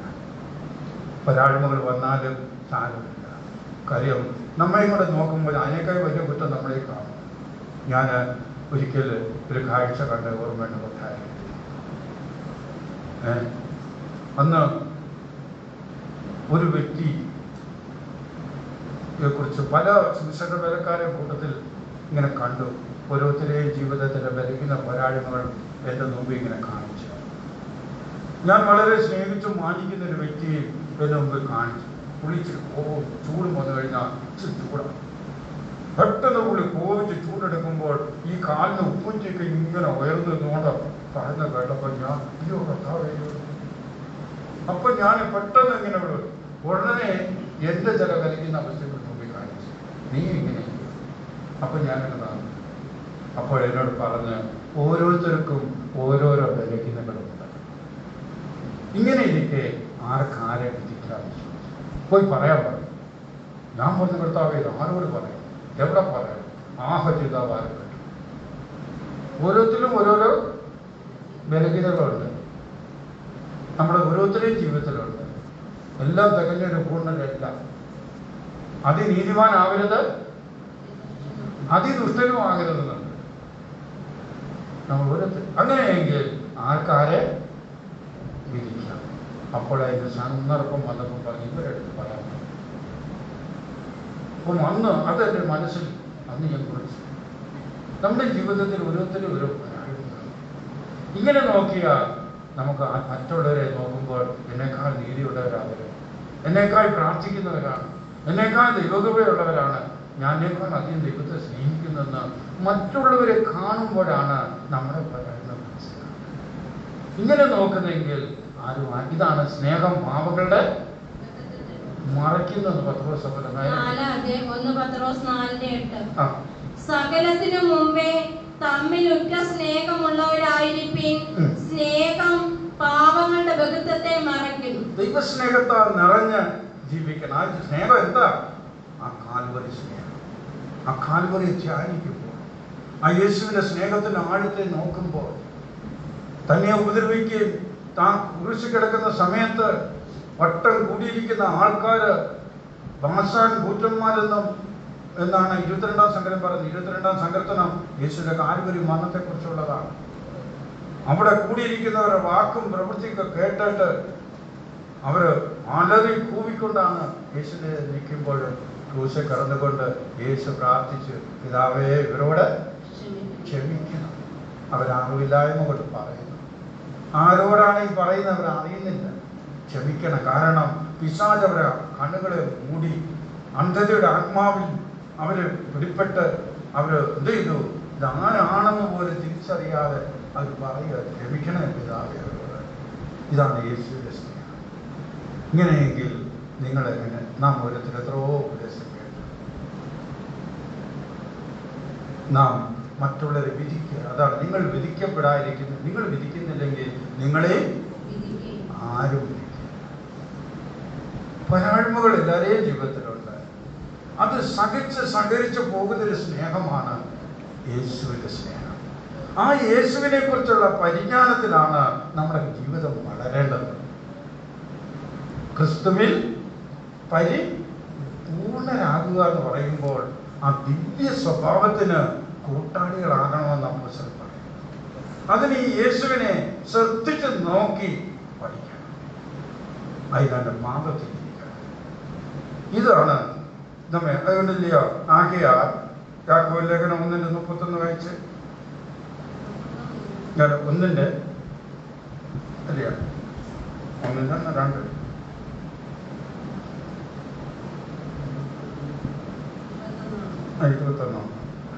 ആകയാൽ എല്ലാ അഴുക്കും എല്ലാ അഴുക്കും ദുഷ്ടതയുടെ ആധിക്യവും വിട്ട് നിങ്ങളുടെ ആത്മാക്കളെ രക്ഷിപ്പാൻ ശക്തിയുള്ളതും ഉൾനട്ടതുമായ വചനം സൗമ്യതയോടെ കൈക്കൊള്ളുവിൻ. സൗമ്യതയോടെ വചനം കൈക്കൊണ്ട് അത് ഹൃദയത്തിൽ വേരൂന്നി ആ വചനത്തിൽ വളരുന്നൊരു അനുഭവമുണ്ട്. അതാണ് കർത്താവായ യേശുക്രിസ്തുവിനെ കുറിച്ചുള്ള പരിജ്ഞാനത്തിൽ വളരുക എന്ന് പറയുന്നത്. അതിന് എന്ത് ചെയ്യണം? നമ്മുടെ ഹൃദയത്തിലുള്ള ദുഷ്ടതയും മറ്റന്യമായ സ്വഭാവങ്ങളും നമ്മിൽ നിന്ന് നീക്കണം. തന്നെത്താൻ വെടുപ്പാക്കുന്നവരെന്നാണ് വേദോസം പറയുന്നത്. അത് നിങ്ങളാണ് നിങ്ങളിലുള്ളത് നീക്കേണ്ടത്. മറ്റൊരു ഞങ്ങൾ ബുദ്ധി പറയാനോ ഉപദേശിക്കാനേ ഉള്ളൂ. വേണമെങ്കിൽ വഴക്കൊക്കെ പറയുന്നത് ചാറ്റിക്കൊക്കെ ചെയ്യാം, അത് ദൈവം തന്ന പരിധിക്ക് നിന്നുകൊണ്ട്. എന്നാൽ നിങ്ങൾ നിങ്ങളെ വെടുപ്പാക്കണം. ഈ കേട്ട വചനം നിങ്ങളുടെ ജീവിതത്തിലെ ഒരു പ്രവൃത്തിക്ക് നിങ്ങൾ സമർപ്പിച്ചു കൊടുക്കണം. ഈ വചനം നമ്മെ ഒരുക്കും. അതെന്ത് എങ്ങനെ ഒരുക്കുന്നു? നമ്മെ സ്വർഗീയന്മാരാണ്. അതുകൊണ്ടാണ് കൊരിന്ത്യർ ലേഖനത്തിൽ ഇങ്ങനെ പറയുന്നത്, മണ്ണുകൊണ്ടുള്ളവന്റെ പ്രതിമ ധരിച്ചതുപോലെ നിങ്ങൾ സ്വർഗീയന്റെ പ്രതിമ ധരിക്കണം. വായിച്ച് 1 കൊരിന്ത്യർ 15-ാം അധ്യായത്തില് 48-49 വായിച്ചു. മണ്ണുകൊണ്ടുള്ളവനെ പോലെ മണ്ണുകൊണ്ടുള്ളവരും സ്വർഗീയനെ പോലെ സ്വർഗീയന്മാരുമാകുന്നു. നാം മണ്ണുകൊണ്ടുള്ളവന്റെ പ്രതിമ ധരിച്ചതുപോലെ സ്വർഗീയന്റെ പ്രതിമയും ധരിക്കും. ഈ വചനം നാം കേട്ട് ഗ്രഹിച്ചു. ഈ സ്വർഗീയൻ എന്ന് പറഞ്ഞാൽ ആരാ? യേശുവിനെയാണ്. സ്വർഗീയ മഹത്വം വിട്ട് ഇറങ്ങി വന്ന ആ യേശുവിനെ ധരിക്കുന്ന ഒരു ജീവിതം. സ്നാനത്തിൽ നാം ക്രിസ്തുവിനെ ധരിച്ചവരാണ്. നാം ക്രിസ്തുവിന്റെ ഉള്ളിലായി കഴിഞ്ഞു. കാരണം നീതികെട്ട നമുക്ക് അവൻ നീതിയാണെന്ന് ഗുരുതിയിലേക്ക് പറഞ്ഞു. അവൻ നമുക്ക് നീതി, ജ്ഞാനം, വീണ്ടെടുപ്പ്, ഇത് യേശു നമുക്ക് ആയിരിക്കുന്നത് കൊണ്ടാണ് നാം ഇന്ന് ദൈവസന്നിധിയിൽ പരമാർത്ഥമായി നിൽക്കുന്നത്. വായിച്ചേ കൊരിന്ത്യർ ലേഖനം 1-1 അധ്യായം 1:30. നിങ്ങൾ അവനാൽ ക്രിസ്തുയേശുവിലിരിക്കുന്നു. അവൻ നമുക്ക് ദൈവത്തിങ്കൽ നിന്ന് ജ്ഞാനവും നീതിയും ശുദ്ധീകരണവും വീണ്ടെടുപ്പുമായി തീർന്നു. കർത്താവ് നമുക്ക് എല്ലാം ആയിരിക്കുക. ഈ യേശുവിനെ നാം ധരിച്ചവരായി മാറുകയാണ്. നാം ക്രിസ്തുവിൽ മറഞ്ഞു. അതുകൊണ്ട് അപ്പോസ്തലൻ പറഞ്ഞ, ഇനി നിങ്ങൾക്കുള്ളവരല്ല, നിങ്ങൾക്ക് വില കൊടുത്ത് യേശു സ്വന്തമാക്കി. അതിനാൽ ഇനി കർത്താവിനായി ജീവിക്കേണ്ടവരാണ്. നാം ജീവിച്ചാലും മരിച്ചാലും യേശു, അവന്റെ നാമ മഹത്വത്തിന്. അതാണ് നമ്മുടെ ലക്ഷ്യം. ഒരു പറ്റന്റെ സ്നേഹവും യേശുവിനെ സ്നേഹിക്കുന്നവർക്ക്. അങ്ങനെയെങ്കിൽ വിളിച്ചവന്റെ സൽ ഗുണങ്ങൾ ഘോഷിക്കാൻ തെരഞ്ഞെടുക്കപ്പെട്ടവരെന്നുള്ള ചിന്തയോടെ ജീവിക്കുമ്പോൾ, പ്രവർത്തിക്കുമ്പോൾ, ആ വചനങ്ങളെ കേൾക്കുന്നതനുസരിച്ച് ഈ വചനം നമ്മെ സ്വർഗീയ അനുഭവത്തിൽ ഒരുക്കുന്നുണ്ട്. ആ യേശുവിനെ ധരിക്കുമ്പോഴാണ് സ്വർഗീയന്റെ പ്രതിമ ധരിച്ചവരെ പോലെ ഈ ഭൂമി വിശ്വാസത്താൽ ജീവിക്കുക. മുമ്പ് മണ്ണുകൊണ്ടുള്ള പ്രതിമ എന്ന് പറഞ്ഞാൽ ആദാമിന്റെ സ്വരൂപവും സ്വഭാവം. മണ്ണുകൊണ്ടുള്ളവരെ പോലെ ആയി നാമും. എന്നാൽ വീണ്ടും ജനനം പ്രാപിച്ച് കർത്താവിനോട് ചേർന്ന് ദൈവാലോചന കേട്ട് ജീവിക്കുന്നവർ യേശുവിനെ ധരിച്ചുകൊണ്ടിരിക്കും. ആ സ്വർഗീയന്റെ പ്രതിമ വിശ്വാസത്താൽ ധരിച്ചുകൊണ്ട് നാം ജീവിക്കുമ്പോൾ ഓർത്തുകൊള്ളണം, കർത്താവിനോട് സാദൃശ്യ സ്വരൂപമാകാൻ നാം പോവുകയാണ്. ഈ പുറമൂടിയത് മാറും. നമ്മുടെ ആത്മാവിലാണ് ഇതെല്ലാം ഒരുക്കിക്കൊണ്ടിരിക്കുന്നത്. ഈ പുറശരീരത്തിൽ അറിയുന്നില്ല, ഫലം മാത്രമേ പുറത്ത് അറിയുന്നുള്ളൂ. നമ്മുടെ ഉള്ളിൽ അകത്തെ മനുഷ്യനിലാണ് ഈ മഹത്വം ഒരുക്കിക്കൊണ്ടിരിക്കുക. അത് പരിശുദ്ധാത്മാവും ഈ വചനവും ഒരുക്കിക്കൊണ്ടിരിക്കുന്നത് നിങ്ങളെ എന്തിനാണ്? അവൻ പ്രത്യക്ഷപ്പെടുമ്പോൾ തന്നെ പോലെ നാം വെളിപ്പെടുന്ന ഒരു ദിവസം. മുമ്പേ പാട്ട് പാടിയ പോലെ ആ യേശുവിനെ പോലെ നമ്മെ ആക്കി ഒരുക്കുന്നു ഈ വചനം. കാരണം തൻ്റെ വചനം തന്നെ പോലെ ആക്കിയിടുന്നു. തൻ്റെ വായിൽ നിന്ന് പുറപ്പെട്ടിരിക്കുന്ന ഈ വചനങ്ങൾ ഓരോന്നും തന്നെ പോലെ നമ്മെ ഒരുക്കുന്നു. നാം വിശ്വസിക്കുന്നതിന് ഒത്തവണ്ണം അതാ വിശ്വസിക്കുന്നവരെ അത് വ്യാപരിച്ച് പ്രവർത്തിക്കുന്നു. അതിന് നിങ്ങൾ ഈ വചനം ഏറ്റുകൊള്ളണമെന്ന് യാക്കോബ് പുസ്തകം പറയുകയാണ്. അതെങ്ങനെ ഏറ്റുകൊള്ളണം? എങ്ങനെ? സൗമ്യതയോട് കൈക്കൊള്ളണം. എൻ്റെ കർത്താവ് തൻ്റെ വചനമാണ്. തന്നെ പോലെ ആക്കിയെടുക്കുക. യേശുവിനെ സ്നേഹിക്കുന്നവരാണ് അങ്ങനെ എടുക്കുന്നത്, അല്ലാത്തവർക്ക് അതൊന്നും തോന്നിയല്ല. കർത്താവിനോട് നിങ്ങൾക്ക് സ്നേഹമുണ്ടോ? കർത്താവേ കർത്താവേ എന്ന് വിളിക്കുന്നുണ്ട്. കർത്താവ് എന്ന് പറഞ്ഞിട്ടുണ്ട്, എന്നോട് കർത്താവേ കർത്താവേ എന്ന് വിളിക്കുന്ന ഏവനും അല്ല, സ്വർഗസ്വനായ എൻ്റെ പിതാവിൻ്റെ ഇഷ്ടം ചെയ്യണം. എന്താ പിതാവിൻ്റെ ഇഷ്ടം? തൻ്റെ ഏകജാതനായ പുത്രനെ വിശ്വസിക്കണം, അവൻ്റെ വചനം ഏറ്റുകൊള്ളണം, അവൻ്റെ വചനപ്രകാരം ഒരു ജീവിതം കൊണ്ട് അത് യേശുവിൻ്റെ പിന്നാലെ പോകുന്നത്. അതാ യേശു പറഞ്ഞത്, എൻ്റെ ആളുകൾ എൻ്റെ ശബ്ദം കേൾക്കും, അവ എന്നെ അനുഗമിക്കും. ആ കർത്താവിൻ്റെ ശബ്ദം കേട്ട് അവൻ്റെ പിന്നാലെ നാം പോകുകയാണ്. കാരണം എവിടെയാ യേശു എവിടെ പോയിരിക്കുന്നത്? അവിടേക്ക്. യേശു എവിടെ പോയിരിക്കുന്നു? ആ സിയോൻ യെരൂശലേം, അവിടെ നമുക്ക് അവകാശമാണ്. ആ സ്വർഗീയ ഭവനത്തിലെത്തി. അതാണ് അപ്പോസ്തലൻ എബ്രായത്തിൽ എഴുതിയിരിക്കുന്നത്, ഇനിയോ സിയോൻ പർവ്വതത്തിനും സ്വർഗീയ യെരൂശലേമിനും ജീവനുള്ള ദൈവത്തിന്റെ നഗരമായ സ്വർഗീയ നമ്മുടെ പാട്ട് ധ്യാനം എല്ലാം അതാണ്. കർത്താവേ പലവിധനെയും അവിടെ എത്തിച്ചേരണം. അതാണ് നമ്മുടെ ലക്ഷ്യം. ആ ആഗ്രഹത്തോടുള്ള നമ്മുടെ പരിശ്രമവും ദൈവത്തിന്റെ വചനവും പരിശുദ്ധാത്മാവും നമ്മെ ഒരുക്കുകയും ചെയ്യുമ്പോൾ നിശ്ചയമാണ് നാം വിശ്വസിക്കുകയാണ് അവിടെ തന്നെ എത്തിച്ചേരും. കാരണം നമ്മെ വിളിച്ചവൻ വിശ്വസ്തനാണ്. അന്ന് നിങ്ങൾ അനന്യരായി വെളിപ്പെടണമെന്ന് തിരുവചനം പറയുക. അനന്യരായി വെളിപ്പെടുമ്പോൾ എന്ത് ചെയ്തു?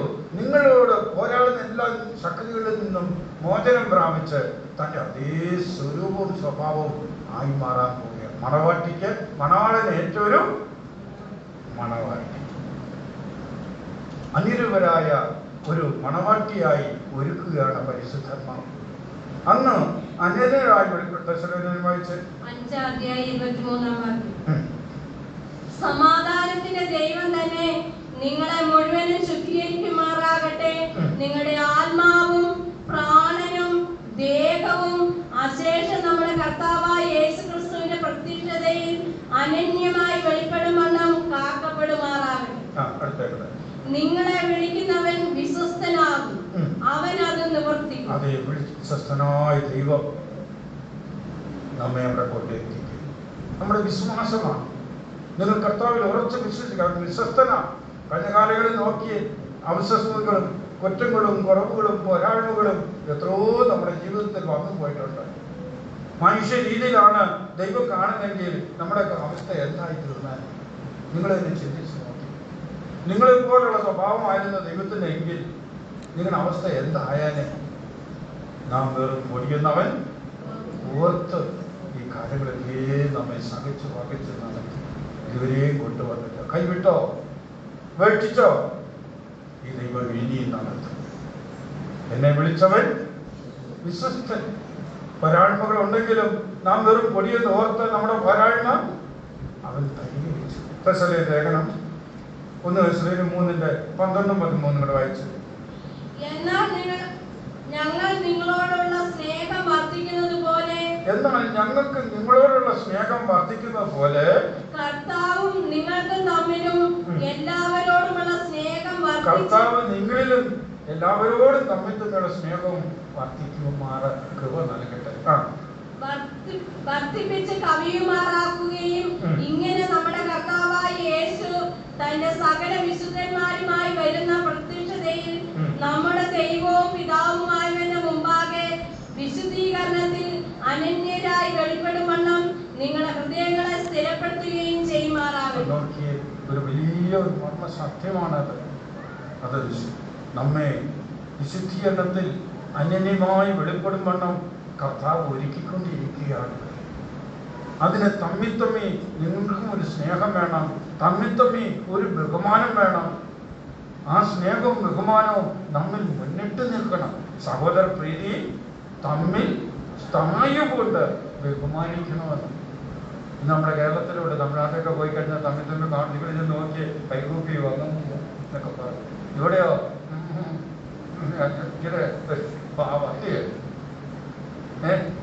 അവർക്കൊരു ബഹുമാനമുണ്ട് തമ്മിൽ സഹോദരങ്ങളെ കാണുമ്പോൾ. ഇത് നമ്മിൽ മുന്നിട്ട് നിൽക്കണം. കർത്താവിന്റെ ദിവ്യ സ്വഭാവങ്ങളിൽ ഒന്നാണ്. ആ യേശുവിൽ വളരുമ്പോൾ, അവന്റെ ഉപദേശത്തിൽ വളരുമ്പോൾ ആ ദിവ്യ സ്വഭാവങ്ങൾ നമ്മിൽ അനുഭവത്തിൽ കൊണ്ടുവരണം. ഇവിടെ പറയുകയാണ്, നിങ്ങളും അനന്യന എന്ന് കർത്താവിന്റെ സന്നിധിയിൽ കാണപ്പെടണം. ആ പ്രത്യക്ഷത അന്ന് യേശുവിന്റെ ആ മഹത്വ പ്രത്യക്ഷത അന്ന് മധ്യാകാശത്തിലെ വരുന്നോട് തന്റെ വിശുദ്ധ ജനത്തെ ചേർക്കാൻ അന്ന് രൂപാന്തരപ്പെട്ട് നാം പോകുമ്പോൾ ആ അവനോട് സാദൃശ്യമുള്ള ഒരു സ്വരൂപവും സ്വഭാവമാണ് നമ്മുടെ അകത്തെ മനുഷ്യൻ വെളിപ്പെട്ട് വരുമ്പോൾ. ഈ പുറമൂടിയത് പുറപ്പായി മാറി തന്നെ ശരീരം വിട്ട് പോകുമ്പോൾ നമ്മുടെ ആത്മാവിലാണ് ആ മഹത്വം വെളിപ്പെടുന്നത്. ഇല്ലേ? അതിനെന്ത് ചെയ്യുന്നു? വായിച്ച് 1 യോഹന്നാൻ 3-ാം അധ്യായം 1 മുതൽ വായിച്ച്. യോഹന്നാൻ എഴുതിയ 1-ാം ലേഖനം 3-ാം അധ്യായത്തിലൊന്ന്. കാൺമീൻ നാം ദൈവമക്കളെന്ന് വിളിക്കപ്പെടുവാൻ പിതാവ് നമുക്ക് എത്ര വലിയ സ്നേഹം നൽകിയിരിക്കുന്നു, അങ്ങനെ തന്നെ നാമും ആകുന്നു. ലോകം അവനെ അറിഞ്ഞിട്ടില്ലായതുകൊണ്ട് നമ്മയും അറിയുന്നില്ല. പ്രിയമുള്ളവരെ, നാം ഇപ്പോൾ ദൈവമക്കളാകുന്നു. നാം ഇന്നതാകുമെന്ന് ഇതുവരെ പ്രത്യക്ഷമായില്ല. അവൻ പ്രത്യക്ഷനാകുമ്പോൾ നാം അവനെ താനിരിക്കും പോലെ തന്നെ കാണുന്നതാകൊണ്ട് അവനോട് സദൃശന്മാരാകുമെന്ന് നാം അറിയുന്നു. അവനോട് സാദൃശ്യമുള്ളവരായി നാം വെളിപ്പെടാൻ പോവുകയാണ്. ഈ പുറമൂടി ഇത് മാറുമ്പോൾ, അകത്തെ മനുഷ്യൻ വെളിപ്പെടുമ്പോൾ കർത്താവിന്റെ സ്വരൂപവും എന്റെ മകൻ എന്ന് പറഞ്ഞ് തന്നെ തന്റെ മാർവോട് ചേർക്കുന്ന ഏർത്തണയ്ക്കുന്ന ഒരു ദിവസം. ഇതാണ് നമ്മുടെ പ്രത്യാശ. പ്രിയമുള്ളവരെ, ദൈവമക്കളെന്ന് പദവി തന്നു, നമുക്ക് അവകാശം തന്നു, നമ്മുടെ ഉള്ളിൽ ആത്മാവ് ഉറപ്പിച്ചു തരുന്നു. എങ്കിലും ഇന്നതാവുമെന്ന് ഇതുവരെയും ഉറപ്പായില്ലേ. നമ്മുടെ മുമ്പിൽ ഇനി സമയ സന്ദർഭം കിടക്കുന്നു. നാളെ തള്ളിക്കളഞ്ഞിട്ട് പോയാലും അറിയത്തില്ല.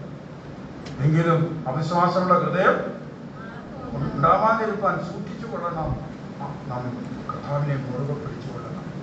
ഇടുക്കവും ഞെരുക്കവുമായ പാതകളുണ്ട്, കഷ്ടങ്ങളുണ്ട്. അവിടെ യേശു കൂടെ ഉണ്ടെന്നുള്ള ധൈര്യത്തോടെ പോകണം.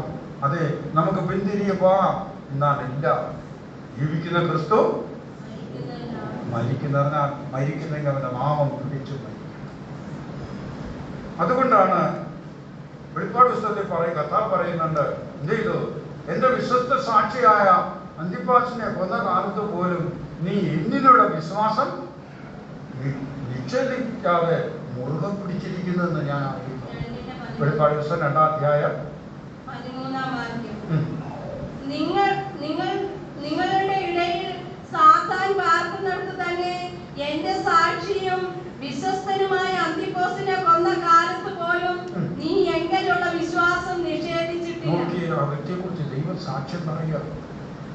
സാത്താൻ പാർക്കുന്നിടത്താണ് നീ പാർക്കുന്നത് എന്ന് പറഞ്ഞാൽ ആത്മാക്കളൊക്കെ മുമ്പ് അടുത്തായിരിക്കും വീട് വെക്കുന്നത്. അത് പലപ്പം വലിയ പഠിച്ചിങ്ങനെ ഇരിക്കും. ഇതൊന്നും ദൈവമക്കൾ വേണ്ടിയിട്ടുണ്ട്. എന്റെ വിശ്വസ്ത സാക്ഷിയായവൻ, ആ എന്റെ സാക്ഷ്യം വഹിച്ചുകൊണ്ട് എന്റെ നാമം പിടിച്ചുകൊണ്ട് രക്തസാക്ഷിയായി മരിച്ച അന്തിപ്പാസിന് ആ മരണം കണ്ട്, എങ്കിലും നീ എന്റെ നാമം തള്ളിക്കളയാതെ മുറുകെ പിടിച്ചിരിക്കുന്നു എന്ന് ഞാൻ അറിയുക. നീ എവിടെ പാർക്കുന്നതെന്ന് എനിക്കറിയാം. നീ എന്റെ നാമം മുറുകെ പിടിച്ചിരിക്കുന്നത് എനിക്കറിയാം. ആ കർത്താവിനെ സ്നേഹിച്ച് യേശുവിനെ മുറുകെ പിടിക്കാൻ നടന്ന ആ നാമത്തെ മുറുകെ പിടിച്ചിരിക്കുക. കർത്താവ് പറഞ്ഞ, എങ്കിലും ഞാൻ നിനക്കൊരു കിരീടം വെച്ചിരിക്കുന്നു, അത് നീ മുറുകെ പിടിച്ചുകൊള്ളണം, നിനക്കുള്ളതാണ്. നമുക്കൊരു അവകാശം വെച്ചിരിക്കുന്നു. പരീക്ഷകൾ ഘട്ടങ്ങളുമുണ്ട്. അതിന്റെ നടുവിൽ ആ കർത്താവിന്റെ നാമത്തെ മുറുകെ പിടിച്ചുകൊണ്ട് ഘട്ടങ്ങൾ നടുവ് വരുമ്പോൾ, പ്രയാസങ്ങൾ വരുമ്പോൾ ക്രൂശിലേക്ക് നോക്കണം. പാപികളാ ഇങ്ങനെ വിരോധം സഹിച്ചവനെ നീ എപ്പോഴും ധ്യാനിക്കണം ആ കാലുവറിയിലെ യേശുവിന്റെ കഷ്ടം, അവൻ അനുഭവിച്ച പാടുകൾ, അവൻ അവസാനത്തിന്റെ രക്തവും ചൊരിഞ്ഞത് കർത്താവേ എനിക്ക് വേണ്ടിയാണെന്ന് ഏറ്റുകൊള്ളുന്നവരിൽ വിശ്വാസമാണ് ആ യേശുവിനോടുള്ള സ്നേഹം. അങ്ങനെ കർത്താവിനെ സ്നേഹിക്കുന്നവരോട് പറയുകയാണ്. പിന്നെ ലേഖനത്തിൽ എഴുതുന്ന താഴെവാക്യങ്ങൾ വായിച്ച് 3-ാം അധ്യായത്തിന്റെ 3-ാം വാക്യം വായിച്ച്, അവനിൽ ഈ പ്രത്യാശയുള്ളവനല്ല, അവനിൽ ഈ പ്രത്യാശയുള്ളവനല്ല, അവൻ നിർമ്മലനായിരിക്കുന്നത് പോലെ തന്നെ തന്നെ നിർമ്മലീകരിക്കും. അതാണ് തന്നെത്താൻ നിർമ്മലീകരിക്കുക. കർത്താവിന്റെ പ്രത്യക്ഷ അന്യന്യമായി വെളിപ്പെട്ട് തന്റെ വിശുദ്ധന്മാർ പറന്നു വരുമ്പോൾ എനിക്കും ആ കൂട്ടത്തിൽ കാണണം. അതിനായുള്ള പരിശ്രമത്തോടുള്ള നമ്മുടെ ഒരുക്കവും ജീവിതവും അവരെ ആഗ്രഹവും പരിശ്രമവും സഫലമാക്കി തരാൻ പരിശുദ്ധാത്മാവ് നമുക്ക് തുണയുണ്ട്. ഈ വചനം നമ്മെ സഹായിക്കുന്നുണ്ട്. പുതിയ ശുശ്രൂഷയാൽ നാം ഒഴിവായി വരുന്ന അതാണ് നമ്മുടെ ലക്ഷ്യം. അതാണ് നാം കാഴ്ചയാലല്ല വിശ്വാസത്താലാണ് ജീവിക്കുന്നത്. അവനെ ഈ പ്രത്യാശയുള്ളവനെല്ലാം അവൻ നിർമ്മലനാണ്. ഇതുപോലൊരു നിർമ്മല മനസ്സാക്ഷി നമ്മുടെ ജീവിതത്തിൽ കരുതി കടന്നുകൊണ്ട് ആ ദൈവങ്ങളെ പറഞ്ഞ് നമ്മുടെ മനസ്സാക്ഷിക്ക് കളങ്കം പറ്റുന്ന യാതൊന്നിനും പോയി തലയിട്ട് കളയരുതെന്ന് പറയുന്നു. പിന്നെ അത് വീണ്ടെടുക്കാൻ ഒരുപാട് കുറ്റമൊക്കെ എന്ന് പറഞ്ഞ് അതുകൊണ്ടാണ് തന്നെത്താൻ സൂക്ഷിക്കണം. കർത്താവിന്റെ വരവ് ആദ്യഫലത്തെ ചേർക്കാൻ വരുമ്പോൾ എന്നെയും കൂടെ കാണപ്പെടണം. നാം അവന്റെ ദൃഷ്ടിയിൽ ഒരുവിധം ആദ്യഫലമായി കാണപ്പെടാൻ ആദ്യജാതന്മാർ എടുക്കപ്പെടുന്നതിന്റെ കൂട്ടത്തിൽ എടുത്തുകൊള്ളപ്പെടുന്ന ഒരു, അല്ലെങ്കിൽ ആൺകുട്ടിയായി എടുക്കപ്പെടുന്ന കൂട്ടത്തിൽ നമ്മയും ചേർത്തുകൊള്ളണം. ചേർത്തുകൊണ്ട് മധ്യാകാശത്തിൽ നമ്മെ അവിടെ മറച്ചു വെക്കുകയാണ് 7 വർഷക്കാലം. അതിന് യെശയ്യാ പറഞ്ഞിരിക്കുന്നു, അറയിൽ മറയ്ക്കുന്നെന്ന്. കാരണം ഭൂമിയിൽ ദൈവക്രോധം കോപം ഇതാ വെളിപ്പെടാം. അതിന് മുമ്പേ തന്റെ മക്കളെ കർത്താവ് മധ്യാകാശത്തിൽ ചേർത്ത് മറയ്ക്കുന്നു.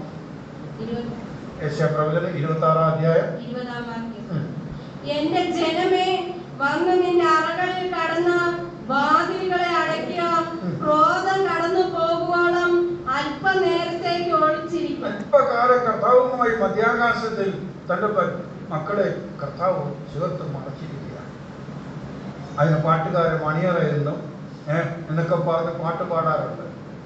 ആ അല്പകാലം, കാരണം ഭൂമി ദൈവനായി ക്രോധം നേരിടാൻ പോകും. ആ കഷ്ടത്തിന് മുമ്പേ തന്നെ സ്നേഹിക്കുന്ന തന്നെ മക്കളെ ചേർക്കുന്നതിന്റെ കൂട്ടത്തിൽ നാമം കാണപ്പെടണം.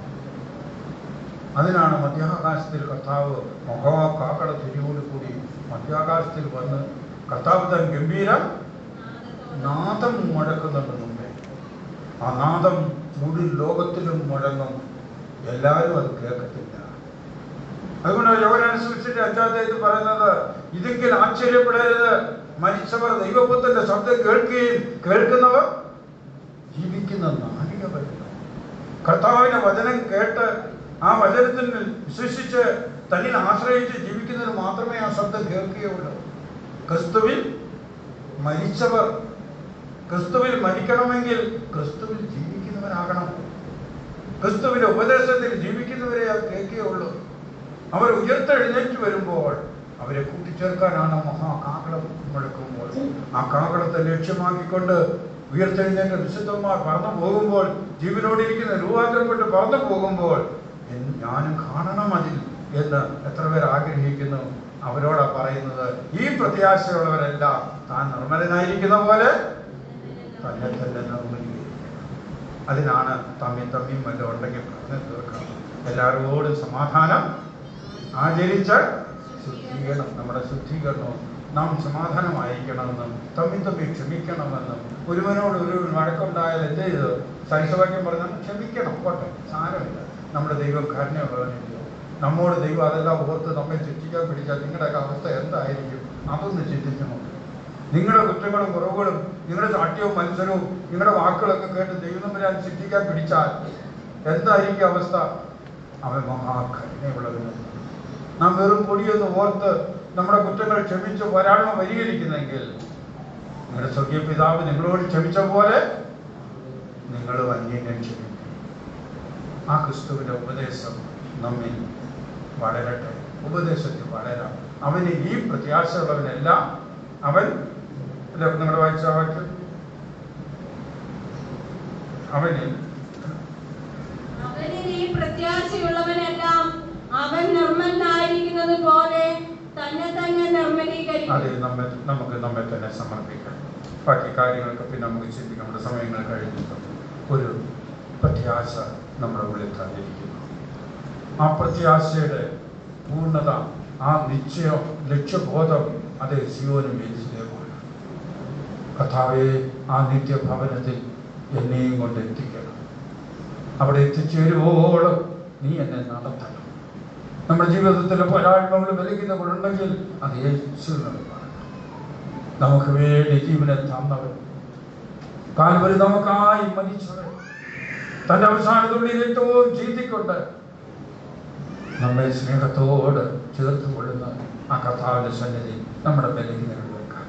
നിങ്ങളുടെ ദേഹവും നിങ്ങളുടെ ദേഹി നിങ്ങളുടെ ആത്മാവും അന്യന്യമായി വെളിപ്പെടണമെന്ന് ദൈവഹിതമെങ്കിൽ അതിനെ ഏൽപ്പിക്കാം.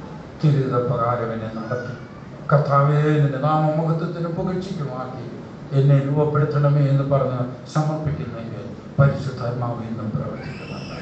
ദൈവത്തിൻ്റെ വചനത്തിന് ഇന്നും പ്രവൃത്തിയുണ്ട്. ആ വചനം ഇന്നും മനുഷ്യ ഹൃദയങ്ങളെ രൂപപ്പെടുത്തുന്നുണ്ട്. മനുഷ്യ ജീവിതങ്ങളെ അത് ഒരുക്കിക്കൊണ്ടിരിക്കുന്നുണ്ട്. ആ പ്രവൃത്തിക്ക് ഏൽപ്പിച്ചു കൊടുക്കാം. ദൈവം നമ്മെ ഇവരെയും അനുഗ്രഹിക്കുമാറാണ്.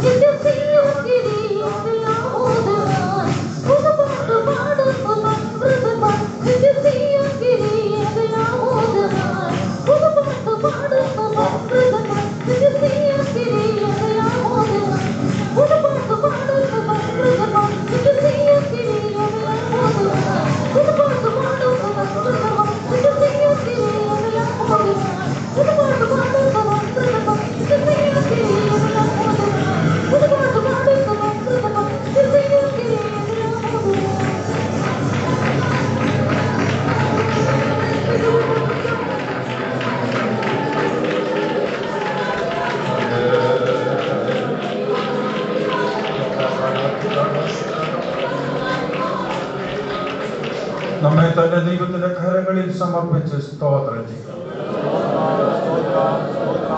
അവൻ നമ്മുടെ സൃഷ്ടാവാണ്, നമ്മെ മെനഞ്ഞൊരുക്കുന്നവനാണ്. ആ വിശ്വാസത്തോട് അറിവോട് നിന്നോ അവന്റെ കരങ്ങളിൽ ഏൽപ്പിച്ചു കൊടുക്കണം. കർത്താവേ, നിന്നെ പോലെ എന്നെ ആക്കിയെടുക്കണം. നീ ഒരുക്കുന്ന അവകാശത്തിൽ എന്നെ കൊണ്ട് എത്തിക്കണം. അവിടെ എത്തോളം എന്നെ നീ നടത്തണം എന്ന് പറഞ്ഞ് അവന്റെ കരങ്ങളിൽ ഏൽപ്പിച്ചു കൊടുക്കുമ്പോൾ അവൻ ഒരുപാട് കൈവിടാതെ അതേ നമ്മിൽ ആരംഭിച്ച പ്രവൃത്തി തികച്ച് നാം എത്തേണ്ടടുത്ത് കൊണ്ട് എത്തിപ്പാൻ അവൻ വിശ്വസ്തനാണ്. ആ വിശ്വസ്തയുടെ കരത്തിൽ നമ്മെ സമർപ്പിച്ചുകൊണ്ട് സ്തോത്രം ചെയ്യാം. സ്തോത്രം, സ്തോത്രം, സ്തോത്രം, സ്തോത്രം, സ്തോത്രം, സ്തോത്രം, സ്തോത്രം, സ്തോത്രം, സ്തോത്രം, സ്തോത്രം. നമ്മുടെ വീഴ്ചകൾ, താഴ്ചകൾ, നമ്മുടെ വിലഹിതകളിന്മേൽ ജയമെടുത്ത് മുന്നേറി പോകുവാൻ കൃപ സമൃദ്ധിയായി നൽകുന്നതിനായി സ്തോത്രം ചെയ്യാം. സ്തോത്രം, സ്തോത്രം, സ്തോത്രം. ഓരോരുത്തരും പാർക്കുന്ന ദേശത്ത് വിശ്വസ്ത സാക്ഷികളായി ജീവിപ്പാൻ കൃപ ചെയ്യണമെന്നായി സ്തോത്രം. വരവിനായി എല്ലാവരും ഒരുക്കണമെന്നായി സ്തോത്രം. സ്തോത്രം, സ്തോത്രം. സകല വിശുദ്ധന്മാർക്കാണ്, പിതാവാം ദൈവത്തിനാണ്, പുത്രനാം കർത്താവിനാണ്, പരിശുദ്ധാത്മാവാം ദൈവത്തിനാണ്. നമ്മുടെ കർത്താവ് വേഗം വരുന്നതിനാണ്.